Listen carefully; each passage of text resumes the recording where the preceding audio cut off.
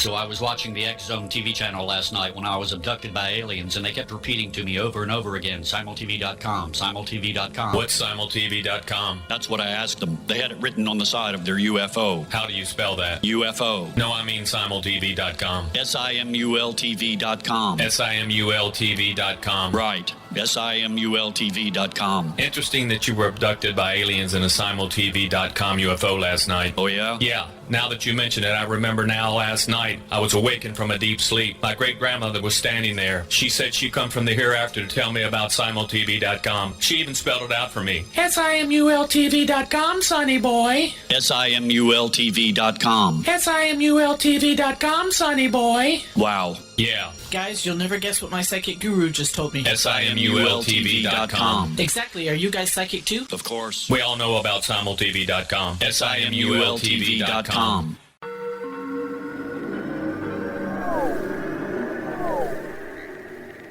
Roswell in the 21st century is a detailed re-examination of the Roswell UFO crash case. I have studied the evidence for more than 30 years, and I now put that evidence under a microscope in a cold case examination of the facts. These facts might not please everyone. They are based on my comprehensive investigation that took years to complete, but they do lead to the conclusion that whatever fell was not built on Earth. The best of Project Blue Book is based on the 22-year-long investigation conducted by the Air Force. But the book goes far beyond that, bringing in evidence that was uncovered long after Project Blue Book was ordered terminated. Using facts that were unavailable to the Air Force investigators, I was able to prove that the Air Force manipulated the data and drew unrealistic conclusions about the UFO sightings reported to them. My different perspective shows there was more to Project Blue Book than even the Air Force knew. Both books are available at Amazon.com. Join Patty Conklin and Healing Within Radio each week. More than entertainment, Healing Within offers educational, useful tools for everyday life. Listen for help overcoming fear, anxiety, and depression. Patty knows about eliminating cancer, MS, dementia, Parkinson's, and a host of illnesses that we face every day. Life can be good. Life is good. All you need are simple tools to start changing your life. Start right now by visiting pattyconklin.com, PATTICONKLIN. No matter where you are in the world, you can work with Patty through Skype, phone, or in person, visiting one of her retreats in Georgia. Visit pattyconklin.com today or call our offices at 404-474-0086. That's pattyconklin.com or call 404-474-0086.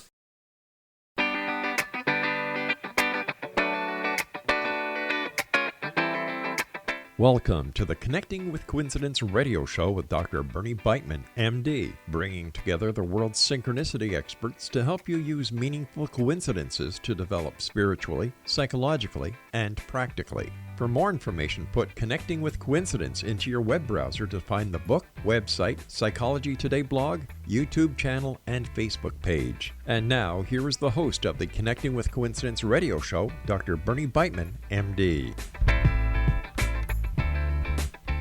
Welcome to Connecting with Coincidence. Yes, I am your host, Dr. Bernie Beitman, MD. And so glad you are with us, our loyal fans, with us once again. And that includes you, Dina. We are looking into all aspects of coincidences with people from around the world. Well, what is a coincidence?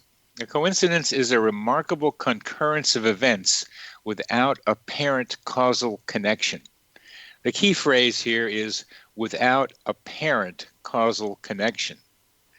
The purpose of the Connecting with Coincidence book and this radio show is to make coincidence stories part of everyday conversations. As storytelling accelerates, people will find more meaning in their lives, improve themselves psychologically and spiritually, and help in solving some of the many life mysteries. Also, sharing stories about coincidences connects people with each other and to their surroundings. So tell your friends and your relatives your coincidence stories. I bet you'll hear some stories coming right back at you. Our guest today is Josh Lane, who is the author of the best-selling book, Conscious Nature, The Art and Neuroscience of Meditating in Nature.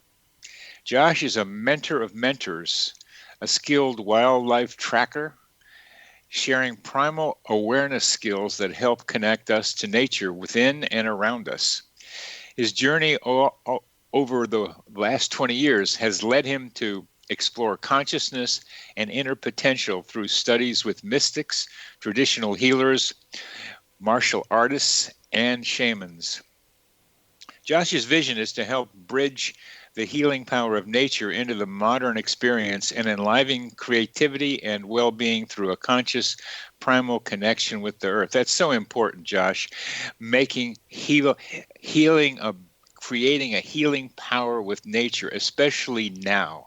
So welcome to the show, Josh. Hey, thank you, Bernie. Great to be here today. Well, you've done some interesting and important connections with nature, and let's start with your owl experience. I think that was a transformative one for you. Indeed, yeah. In a way, my whole life has been a trail of synchronicity, and I really started to wake up to that in my teenage years when I started a meditation practice, and I'll share more about that. But even growing up, I started to find some connections with animals that started just with stories from my grandparents. My grandma had a lot of pictures of owls up in her house, and she often talked about them. And I always looked forward to her stories about them. And later, in my college years, I had a meditation practice in nature where I had a sit spot that I'd go to every day, and I sat under that same tree every day for about 4 years. And one of those years, just maybe a year into that process, I was getting into nature and wildlife tracking, and a friend of mine, we were exploring in the woods, and they showed me a great horned owl feather, a beautiful wing feather, just that they came across. We went and saw that under a hemlock tree, and I just spent some time marveling at this feather, and it had quite a presence to it. It was tangible. It was a mystery. I could feel tugging at me. And this was a great white owl. A great horned owl. Yep. Great horned owl. Okay. Yep. So these are our largest owl, at least here in the United States. There's a great gray owl a little bit further in the boreal forest, but this is kind of a keystone predator here in the United States, and certainly in my area in New England. And they are quite a presence on the landscape, and yet they're often unseen. Huh. And yeah. Is that because they're around at night? Yeah, they come out at dusk. You hear them approaching the meadows to hunt from their roosts, and they're just very good at maintaining invisibility. Huh. So you found this feather, and it had a presence around it. Indeed, it seemed to beckon me, like it was calling me on a journey. I certainly felt this longing to actually see the owl. You know, could I see one of these majestic beings? Could I have a close encounter, a meaningful encounter, not just, maybe seeing one at a distance, or certainly I heard them often enough hooting away, but could I get really close to one? Okay, so you set out an intention, not only with your mind, but with your heart, because you were touched by the magic of that feather. And there you were. I'd like to see an owl, says Josh. That's exactly it. The intention formed quite powerfully, and I started to follow up on it. I think sometimes we have an intention and, it goes by the wayside, but this one grew in power. And I started to research the owl. I started to go through field guides and, any kind of natural history information I could get to learn their behavior. And I started to look for where might they be on the landscape. I started to find the old spruce trees at the edge of the meadows that they like to roost under, where you could find a whole bunch of owl pellets from, just years worth of roosting. And yeah. Started to get a sense of what they were eating. I'd look through the owl pellets to see the little skulls of the rodents. And you were really getting into it. Skulls of rodents. Boy, I mean, what you're describing for our audience is very important. That you were putting a lot of psychic energy into the image of a great horned owl. You were becoming merged with it conceptually and emotionally. You could experience what the owl was experienced by looking at the pellets and seeing what it had been eating. Indeed, yeah, I was going deeper and deeper in, and as I sat at my sit spot, I would also put out my peripheral vision, really just gaze at the landscape and sit there as if I was an owl. You know, what would the one of my mentors suggested? What would it feel like to feel the breeze ruffling your feathers, you know, and your talons gripping the branch there as you sat there? So I would do that every day as well, and this started to build. That's really a good practice that you were doing. So keep going, please. Yeah, so I kept at this, and I started, anytime I heard a great horned owl, I'd hear the woo, woo, woo, woo, off in the distance, and I'd start running. I would just instantly start running towards that across the campus. What campus was that?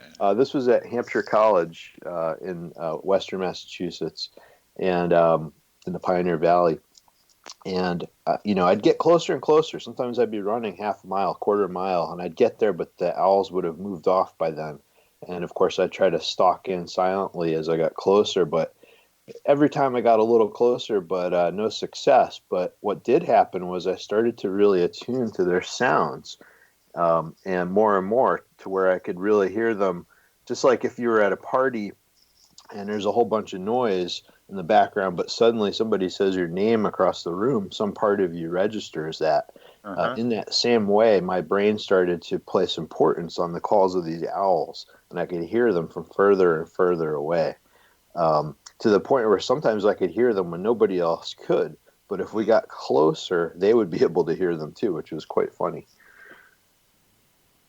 So this went on for a bit, and one day I was walking in my sit spot at dusk, and I always sat under the Sam Red maple tree by this little creek. But today I got this feeling in my body as I walked. No, that's not where I want to go. I need to go sit up on top of this dirt mound. And they had excavated a little irrigation pond by the farm there. And there was a big mound from where they'd done that went up about 15 or 20 feet. So I climbed up that. I'd never been up there, and I settled down to watch the sunset. And no sooner had I settled down, and all of a sudden a feeling came over me that something was coming.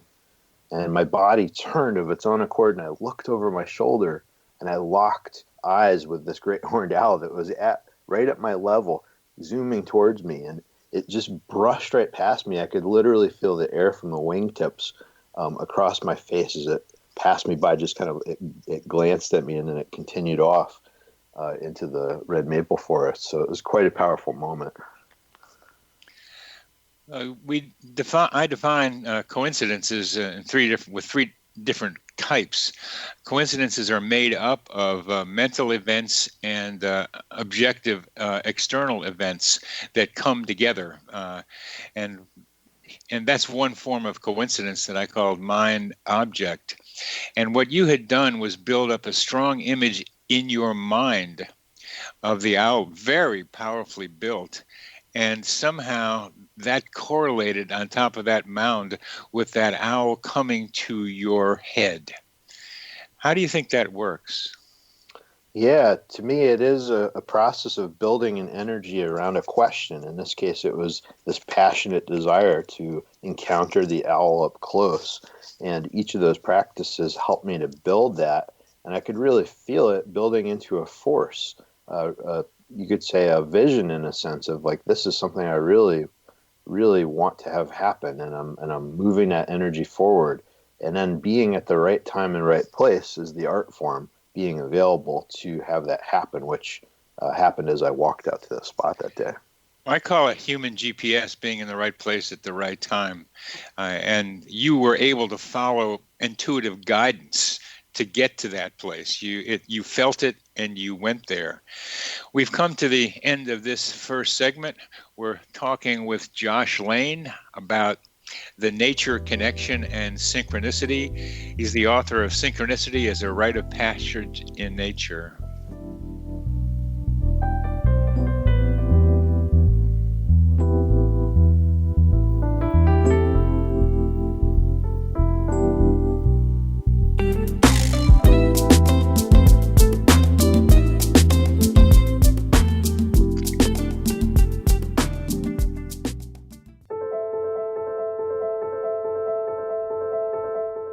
Are you looking for psychic services that empower as well as provide accurate information? Jenny is a third-generation psychic with extensive esoteric training. A practicing professional intuitive for over 30 years, her accuracy is astounding. While most psychics can read what will happen to you if you don't change directions, Jenny understands the future is subjective. While there is a river of time we all traverse, that river has many waves, eddies, currents, and tributaries from which to choose. With Jenny as your guide, you can explore the many possible outcomes in the river of time and navigate your course to the one of your liking. Take control of your future. Book your life-changing session with Jenny today at www.gen-e.net. That's www.gen-e.net.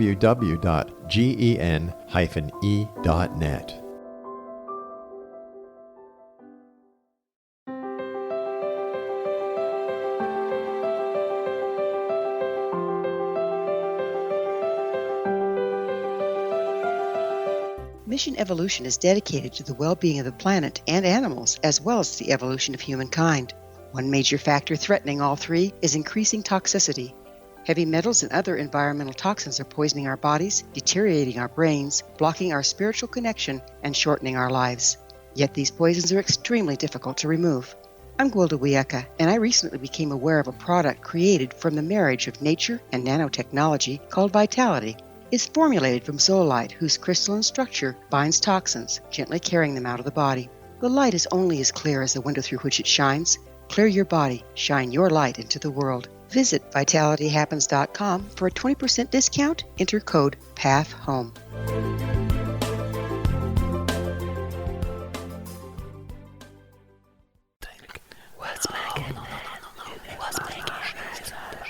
In the mid-1990s, I was approached by a young woman who believed she'd been abducted by alien creatures. In conversations, I began a journey that took me not into the world of interstellar travel, but back through time into past lives. Under hypnotic regression administered by a professional rather than describing abduction, Jenny, as she is called, begins to tell a tale of horror in 19th century London. Her unbelievable past life seems to connect with Jack the Ripper and other monsters of the past. Throughout the session, Jenny provides a rich detail of her past lives that links some of the most horrific killers in history to one another. Using the resources of a university library in the pre-internet's day, I was able to verify some of Jenny's claims. She has knowledge that wasn't readily available to a suburban housewife. Does this prove the reality of her tales? Conversations attempts to answer that and other provocative questions. Conversations is available at Amazon.com.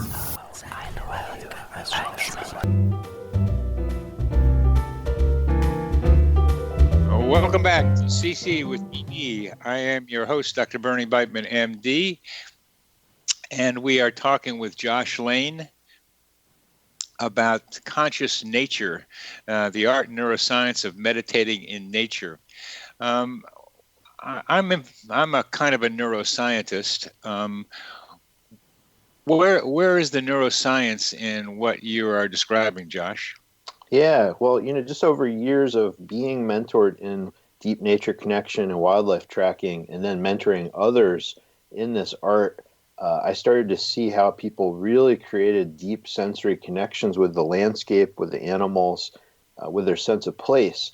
And in the mentoring process, I became interested what is actually happening in the brain when we go through some of these processes. So this is what led me to research and to write this book, Conscious Nature, because I wanted to know more about that.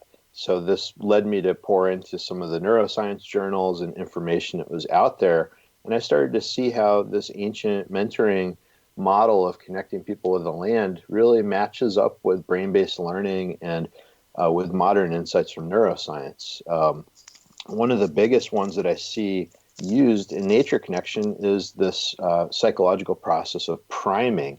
And the classic example of that is if you close your eyes and picture a red stop sign or a red apple really vividly, and then you open your eyes, look around the room, you might very quickly see something red. What we're doing is we're actually priming the sensory part of our visual cortex with that image, and then we're making it ready. We're kind of activating that so that when we look around us, it's already primed to connect with what's there. This is a classic role of the mentor in nature connection, to provide role modeling, to tell stories, and to ask questions that help people to prime themselves in that way so that their dendrites are literally reaching out for an answer. They're set and ready to connect with what the natural world has to offer. And that's well described, very well described. And how does that fit in to, say, somebody wanting to do something with nature? And I don't define the something. I'll let you do that. Sure, yeah. The classic pattern is somebody who's learning birding, for instance, right? And they've been, outside, say they've lived in their neighborhood for a while and they're just getting into birding, or they're learning a new bird. And maybe they, look up the red-tailed hawk in their field guide and they really get captivated by it, and they're studying the picture. They see the red tail with that black bar at the end and the little white tip on the end of it, and they're looking at the patterns of the wings soaring and just imagining that. And then, lo and behold, that week they go out and everywhere they go, they see red-tailed hawks circling over. And as one of my mentors, John Young, says, of course, those red tails have been there the whole time, but now they've entered that person's awareness because they've made a pathway to connect. So that's a great example of just how using field guides helps us to connect with what's there. I'm going to apply that to psychotherapy, which is a lot of what I do. And there's priming for certain patterns in the therapist's mind that are partly based on personal experience and partly based on clinical experience and partly based on what you have as a personal problem. And so you're primed to see it in yourself. You're primed to see it in other people. So that priming means that Jungian therapists see Jungian patterns, and Jungian patients report Jungian patterns, and Freudian patients report Freudian patterns because they are primed by the minds of their mentors, their therapists. Yes. So in this way, we see the double-edged sword of priming, where it helps us have a framework for an experience. Like when I saw that owl feather, it primed me, to be excited about connecting with that owl and that they were there. And my research further primed that, and my meditations further primed that. But the thing is, as that double-edged sword, sometimes that blinds us to other possibilities of what might be there. So I often recommend to balance that or temper that with something similar to the beginner's mind practice in Zen, which would be what I call kind of being the sponge. So it's simple sponge meditation in nature would be to just plop yourself down somewhere and act as if you don't know anything about that place, even if you do or you don't. But imagine you're just sitting down there and asking the question, what is happening? What is around me right now in this place? And to simply let your senses extend out. Maybe they start close by, start sensing and looking right around you at the patterns, and then let your eyes rove further out, let your ears expand out to the sounds, let your body feel the feelings and smell the scents there, and just soak it in. And this is a way to counteract that aspect of priming that narrows us down so that we balance that with a bigger view. Very nice, very nice. There's a forest near my house in Charlottesville that I've been going to regularly now for maybe 10 years. And I did something very much like that, opening up in the way you described, just being there. Did a lot of thinking in the forest, too. It's a good place to just let my mind go. But there came a time when I seemed to encounter a pair of trees, which I ended up calling the king and the queen. And these trees and I began to have a relationship, so that I don't know where the priming began. I have avocado trees. That's where it started. I've had an avocado tree growing with me since I was in my 20s. It's always been some kind of avocado tree around me, in my office, at work, in the house, at home, always an avocado tree around. And sometimes I had to replace them because I was moving, and sometimes they didn't make it. So I had another one. And I grew them from a seed. Each one of them, I was there putting them in the water and watching them get going. And so I was primed with trees for many years. And I'm just realizing this talking to you so that I was ready to connect with trees, it would seem. So this pair of trees and I began having a kind of communication. And this is the level that I want to be asking you about. It's one thing to be recognizing the horned owl, the great horned owl. It's another thing to be communicating with these entities out there, because you talk about conscious nature. Nature is conscious, and these beings out there are quite conscious, and they are wanting to, some of them, and when they have enough food and are not doing too much, to connect with us, because I find them to be curious. The animals are curious, and they can sense when human beings are open to them and maybe even tuned to the possibility of connecting with them. Yes, and it's interesting how many times this phenomenon, not just with the owl, has happened to me, but with so many other animals in a similar manner. Red foxes, many other animals, not for a lack of being out in the woods. I was always out in that patch of woods, but it was interesting how when I was carrying these questions and this desire to connect with those particular animals, they would eventually appear at very poignant moments in surprising ways. And I have to wonder about this owl. How many times did this owl see me, even though I didn't see it, right? Right. No doubt this owl was very aware of me and my presence in that place because I was there so often in its territory. And, I would never have thought, to go up on that mound to connect with that owl. But I think because I was in that open space of that sort of sponge awareness, that allowed me to step out of my own notions and enter that space of a place to meet that owl. Each of the instances you're giving us is about initial encounters. I'm trying to then ask you to talk about ongoing encounters, talking about conscious interaction with the beings in the forest. Yes. And to me, this comes through that engagement of continuing the dialogue, right? So deepening the questions. That encounter opened up a whole new set of questions about owls and their behavior, and also what is the gift of the owl? That became a question, like what is the quality of this being that I'm encountering here? And so as I started to observe them more and connect with them more, I started to get a sense of this communication you're talking about there. And I started to feel a transfer into my own movements of how I move through the forest, kind of like the owl staging myself in different places very intentionally, the way the owl moves towards its hunting grounds with different posts where they can survey. And I started to find myself doing this, where I would pause at certain places very strategically and just move into silence and observe the forest before moving on. And also that sense of timing and right place that the owl has. It just has these moments where it moves through an area at just the right moment in the right light, the right conditions to do what it needs to do. And I started to feel some kind of mysterious transfer of that into my own patterning as I interacted deeper with that owl. How about conscious interaction with the owls?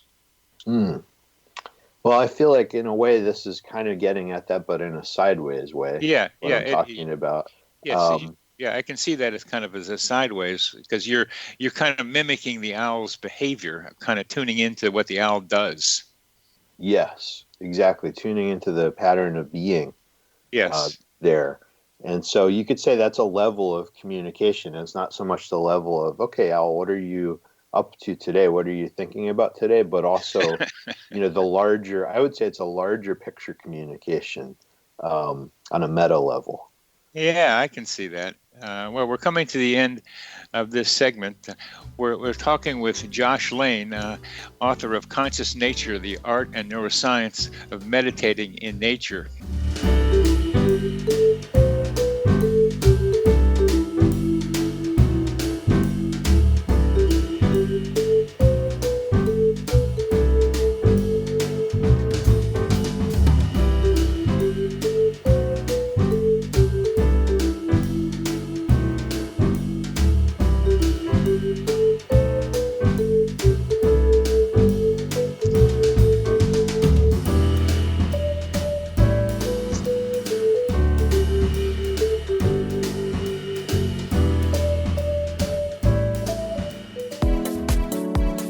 How would your life change if you could develop the business and personal skills that you need in order to make more money? Do you want to learn how to achieve your big life goals faster? Then go to findhiddenmoney.com and get the Goal for It online course. The course teaches you how you can set and achieve your biggest goals while completely overcoming the roadblocks to your goals so that you can realize your dreams and imagine more success. Go to findhiddenmoney.com. If you are looking for a safe, zero-calorie natural option to the harmful artificial sweeteners on the market today, Just Like Sugar is what you're looking for. Just Like Sugar is a wonderful natural alternative for those health-conscious people who choose a calorie-restricted diet with a great, pure, sweet flavor that tastes just like sugar. Just Like Sugar is a great natural option for people suffering from diabetes and may be useful in restricted diet programs where standard sugars are not allowed and does not cause a laxative effect of some other sweeteners. Just Like Sugar comprises a perfect blend of chicory root fiber, natural calcium, natural vitamin C, and Just Like Sugar's sweetness comes from the natural flavors from the peel of the orange. Just Like Sugar is a natural alternative to harmful artificial sweeteners and will change the way that you believe all natural sweetener products taste.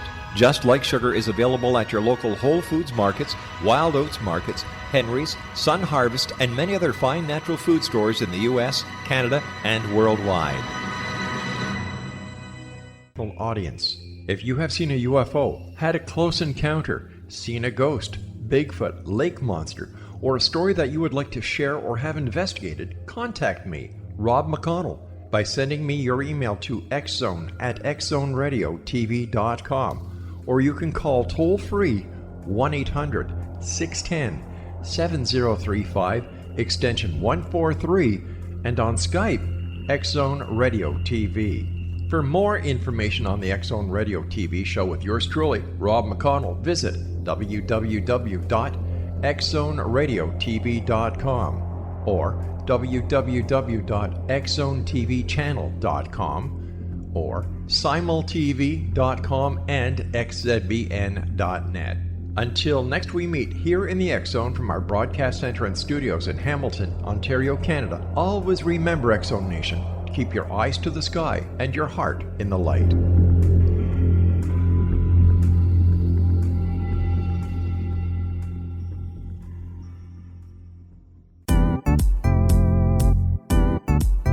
Memorable dynamic presentations are a not-so-secret weapon in the business world. Do you have a powerful message that must be shared, but you haven't found a way to deliver that message?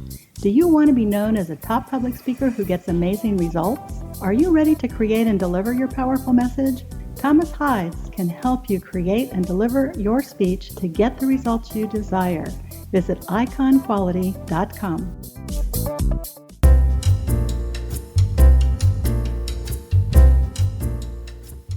Welcome back to CC with BB. Yes, I am your host, Dr. Bernie Beitman, MD. This is Connecting with Coincidence.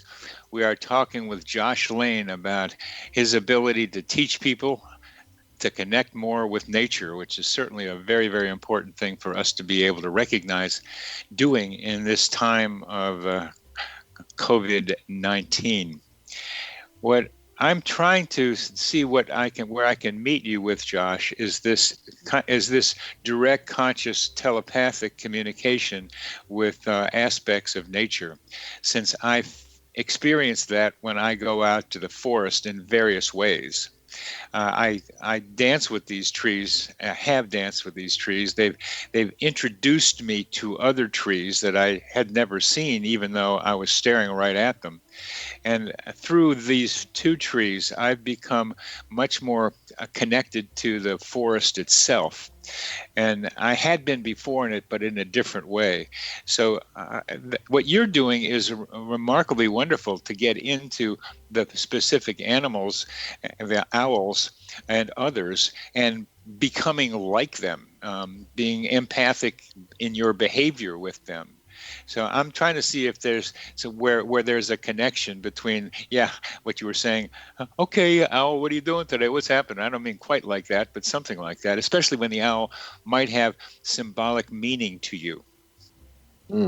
Yes. One area of overlap I see here is in the art of tracking. And I've encountered many elders from around the world in different tracking lineages who shared this story and the idea that because everything is energy, each animal has a specific frequency or energy. And as it lays down its trail, as it makes its tracks, it's leaving, you could say, a residue of that vibration in its tracks across the baseline of nature. And as we trail the animal, as we connect with it in these moments, we're absorbing or resonating with an aspect of that frequency. So we're entering the consciousness, you could say, a bit of that animal. Along with that, there's a wisdom. There's an understanding that animal has of how it survives and thrives in the world. That's its unique strategy. So each animal has something to teach us in that way that we can also apply in our lives. So, I touched on a few of those qualities of the owl, of being in the right time at the right place and surveying and moving through a place without causing disturbance. So those were a few of those resonances that I touched on. But, one thing I find that's helpful is to understand the baseline of a place or of an animal. What does it want to be doing? Like, what is this natural behavior? And then when we understand that, we start to understand the resonance of that. We start to also pick up on when is something off. Like, when is that animal not in its baseline? When is it being pushed or pulled from that for a reason? And so a communication starts to come through in that way. And one tangible example of this is I used to track the black-tailed deer a lot in California on the coastline.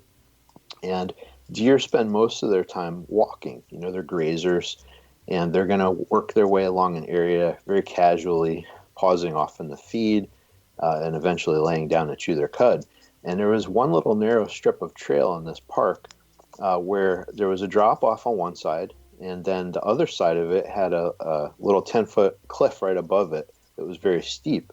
And it was, 30, 40-foot section of trail that constricted down to this point. And I noticed that the deer always trotted through this area. I'd always find their tracks trotting through.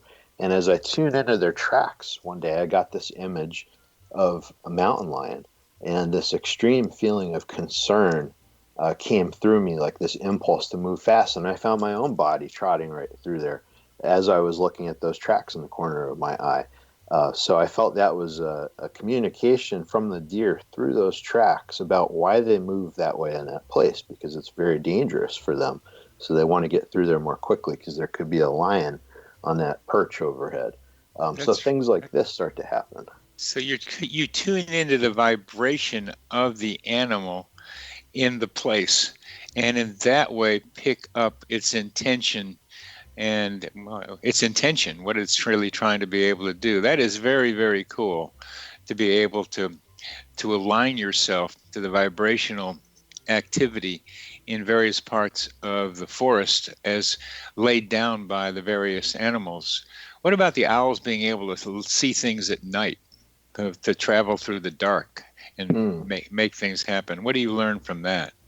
Yeah, well, I've certainly spent a lot of time moving at night on very dark nights. And one thing I've learned about owls is that their hearing is extremely acute, and they have their ears offset. One is a little bit higher than the other, so that they can really pinpoint sound in the darkness as well.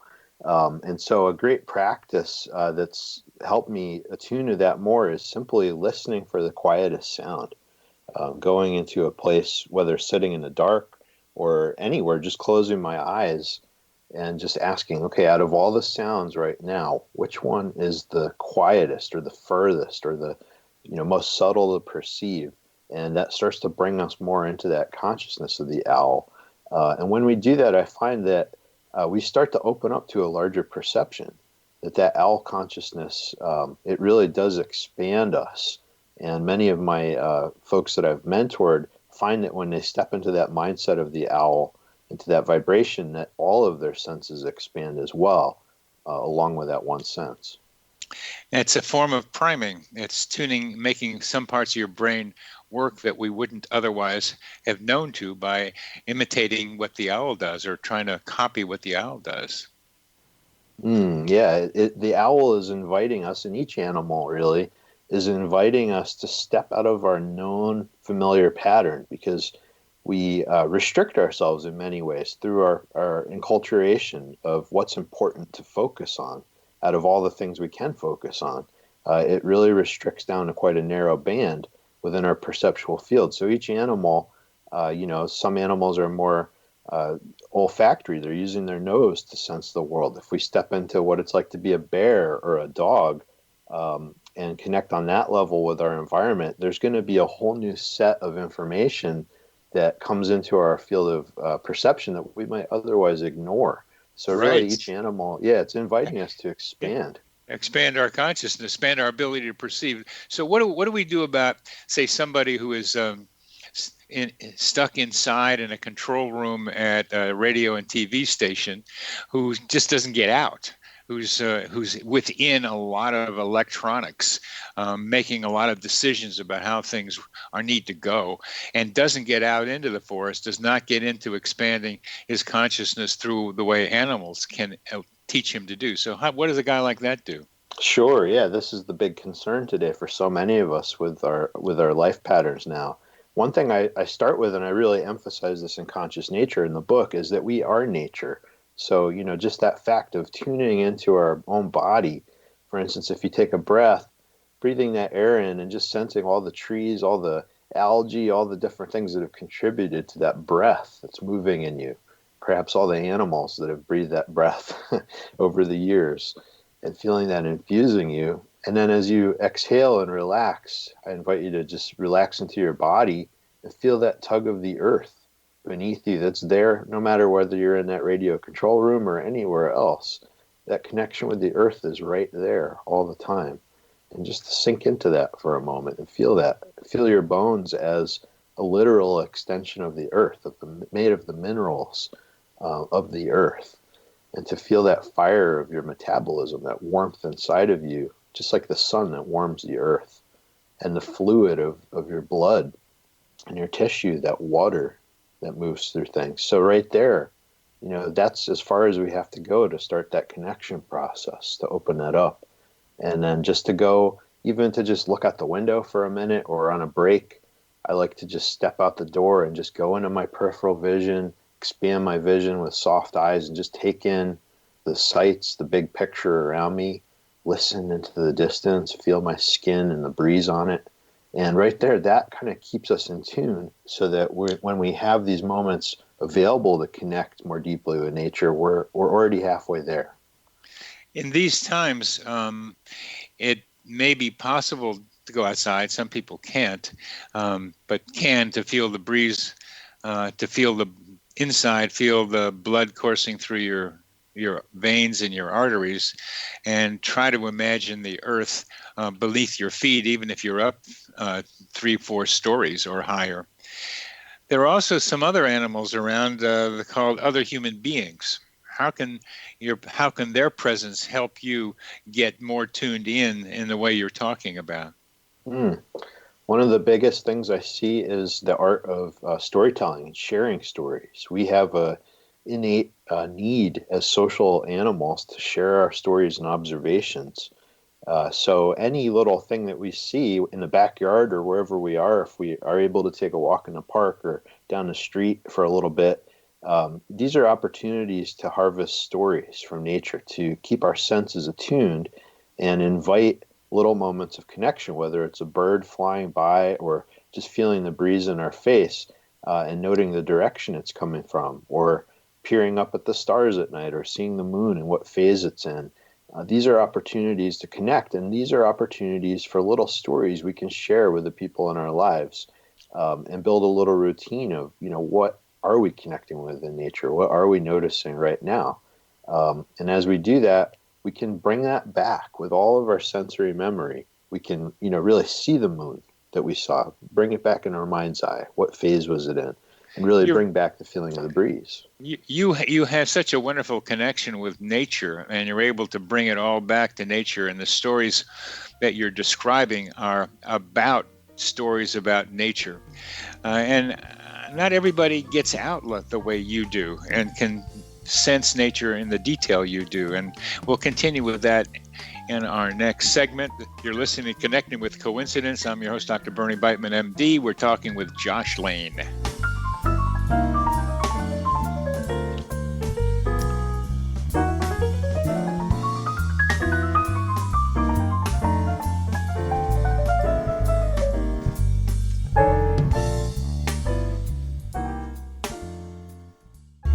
watching the X Zone TV channel last night when I was abducted by aliens, and they kept repeating to me over and over again, simultv.com, simultv.com. What's simultv.com? That's what I asked them. They had it written on the side of their UFO. How do you spell that? UFO. No, I mean simultv.com. simultv.com. simultv.com. Right. simultv.com. Interesting that you were abducted by aliens in a simultv.com UFO last night. Oh, yeah? Yeah. Now that you mention it, I remember now last night I was awakened from a deep sleep. My great-grandmother was standing there. She said she'd come from the hereafter to tell me about simultv.com. She even spelled it out for me. simultv.com, sonny boy. simultv.com. simultv.com, sonny boy. Wow. Yeah. Guys, you'll never guess what my psychic guru just told me. simultv.com. Exactly. Are you guys psychic too? Of course. We all know about simultv.com. simultv.com. In the mid-1990s, I was approached by a young woman who believed she'd been abducted by alien creatures. In conversations, I began a journey that took me not into the world of interstellar travel, but back through time into past lives. Under hypnotic regression administered by a professional rather than describing abduction, Jenny, as she is called, begins to tell a tale of horror in 19th century London. Her unbelievable past life seems to connect with Jack the Ripper and other monsters of the past. Throughout the session, Jenny provides a rich detail of her past lives that links some of the most horrific killers in history to one another. Using the resources of a university library in the pre-internet's day, I was able to verify some of Jenny's claims. She has knowledge that wasn't readily available to a suburban housewife. Does this prove the reality of her tales? Conversations attempts to answer that and other provocative questions. Conversations is available at Amazon.com.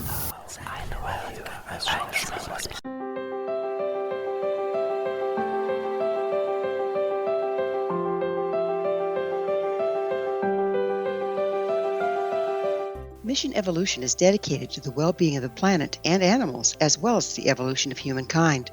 One major factor threatening all three is increasing toxicity. Heavy metals and other environmental toxins are poisoning our bodies, deteriorating our brains, blocking our spiritual connection, and shortening our lives. Yet these poisons are extremely difficult to remove. I'm Gwilda Wiyaka, and I recently became aware of a product created from the marriage of nature and nanotechnology called Vitality. It's formulated from zoolite, whose crystalline structure binds toxins, gently carrying them out of the body. The light is only as clear as the window through which it shines. Clear your body, shine your light into the world. Visit vitalityhappens.com for a 20% discount. Enter code PATHHOME.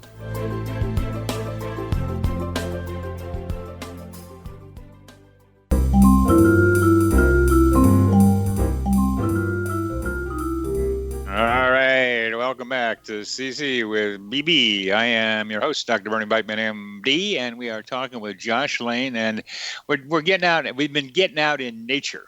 We've been tracking owls and other animals, and it's so important to remember that animals leave energy signatures. Each animal has a kind of signature that is its own, its specific animal, but also the type of animal it is. And that means us human beings are doing the same thing. We each have energy signatures as well, which we can pick up from each other. And that going out in nature can open us up to the possibility that we also are part of nature. Us human beings are part of nature.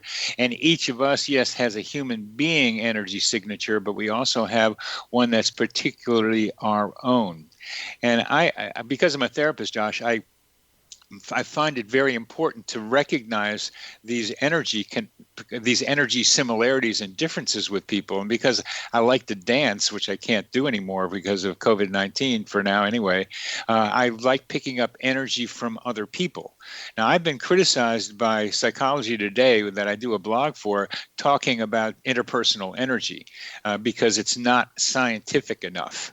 And I think it's so real, but how do we make those energy signatures real enough so that people who are stuck in materialistic science ways of thinking about it can see that we are energy creatures interacting with each other?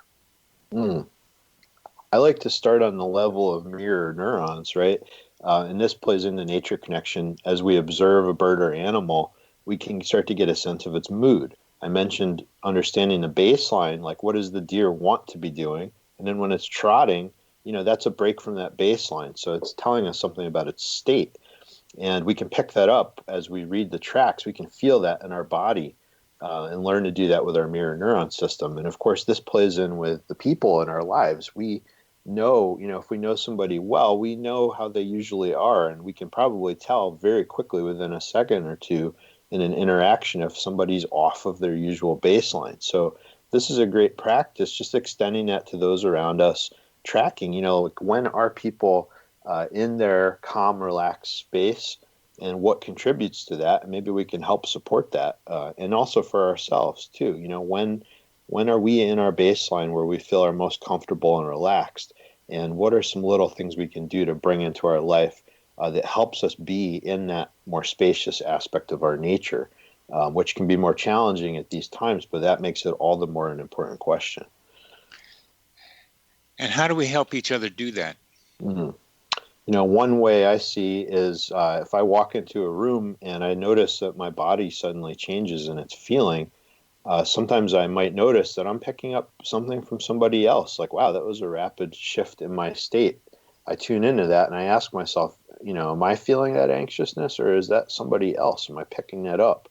And if it's somebody else, I might talk with them and just ask them, how you doing? What's going on in your life? Is there anything I can do to support you right now? So that's one way. The other big one, and I talk about this in the book a lot more, is accessing that meditative state every day. That's the state that helps us. I certainly see it in my own life and those I work with. That state of the quiet mind, that state of spaciousness of the owl. Getting into that state helps us connect outdoors, but it helps us connect with ourselves and with the people around us to be more empathic to those energetic states. So a big one would be finding a practice that allows you to get into the quiet mind every day, just for a few minutes, which could be simply listening for the quietest sound, simply stopping, listening to your breath, feeling your breath, and listening to the space around you, to the little sounds in the room, or to the sounds in the rooms beyond you or outside the window, and just attuning to that. And this starts to create a spaciousness inside of us that gives us the room to tune into those energetic signatures in the first place. So that would be a big one, would be a meditation practice of some kind. Yeah. Much of what you've talked about is about the person, about the self, I'll say, the individual. Maybe picking up stuff from the environment, picking up energy from the environment, picking up patterns from the environment. What I'm looking for now is the way in which your experiences, your observations, your beautifully articulated experiences can help people connect with each other more, which is so necessary in this time that I recognize more and more people are recognize that we share a consciousness. We are not just individual islands experiencing what's around us, but we are part of a greater pool of consciousness and energy of which all of us connect and are part of and draw from. We can take a lesson from the owl here and directly apply this. So the owl approaching the forest, right? The owl is moving through the forest from its roost out into the meadow, but it's very aware as it does this. It doesn't just blunder out there. It's paying attention. It's checking out the vibe. So as we approach people, if we're coming in into a room to talk with our family and we've been working, I do emphasize that self-awareness first of just how are we feeling and what are we projecting, right? What is our energy projection onto those around us? What state are we carrying into that interaction? Just being aware of that is a big first step. But then to be like the owl as we approach, to just check out, like, how is this other person doing? To carry that question and to not project everything forward, but to be in a state of balance where we're sensing from them and we're sensing from us. And we're then able to feel that interaction in between us and dance with that more effectively. So that would be one lesson from the owl that we could start to apply. And then in that, there's that potential of sharing the stories and maybe cultivating a story sharing practice for the people in our lives every day, picking a moment to really bring full awareness to something and practice deep listening on one side, but then practice the art of telling the story with all of our senses on the other side. So the two together are creating a full interaction that has meaning. And then asking some questions of each other, too, of those stories. Yeah, I want to emphasize the storytelling part of this, because at the top of the show, I talked about the purpose of the Coincidence Project, as I'm calling it, is to encourage people to tell their coincidence, their synchronicity stories. And that doesn't mean just those, but it means a lot of those, because they happen with people fairly regularly. It's clear from personal experience, but my research as well, is that a lot of people experience coincidences. And if you start telling people stories about coincidences, you're going to hear stories back from them. And that's something about stories that we're both emphasizing here help bond people. I don't know how that works, but it works. Yeah, in a way, we're getting back to the priming part, right? We're priming ourselves to be aware of synchronicity, to appreciate it more through stories this way. But there's also a phenomenon of resonance within the mind of the storyteller and of the listener, that the state that the storyteller is in is being found through different studies now to actually be mirrored in the state of the listener. So if we can bring back, even if we have a nature moment from 10 years ago, if we can bring that back powerfully through our story and re-experience the magic of that synchronicity, we actually literally invite that state back into our being, and we further invite that state for the listener to be able to access as well.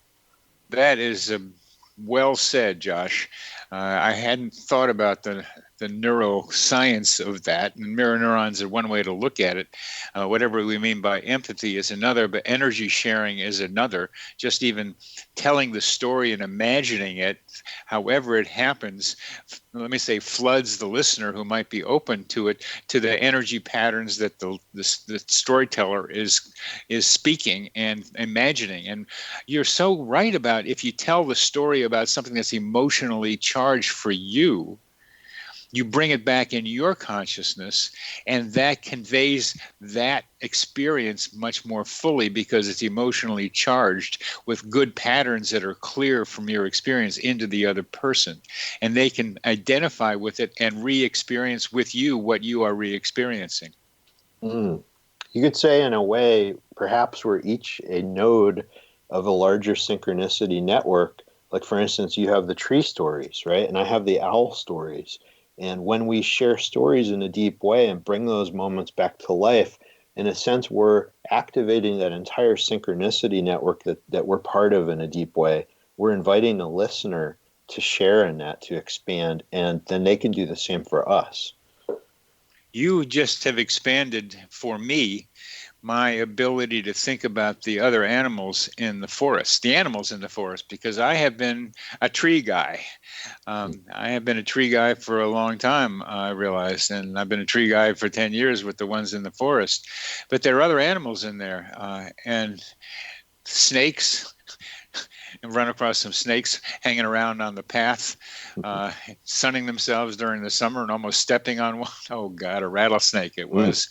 Glad I missed that guy. He was just having a good time warming himself up. So your stories have expanded for our listeners their ability to be able to go out into the forest and open themselves up to the energy tracks of other animals. So that's a wonderful contribution, Josh. Oh, well, thank you for the invitation to share and connect with everybody here today. Thank you. You're welcome. So let's encourage our people listening to tell each other those stories of coincidences and other experiences that connect you more with nature and with each other. You've been listening to Connecting with Coincidence on the X-Zone Broadcast Network.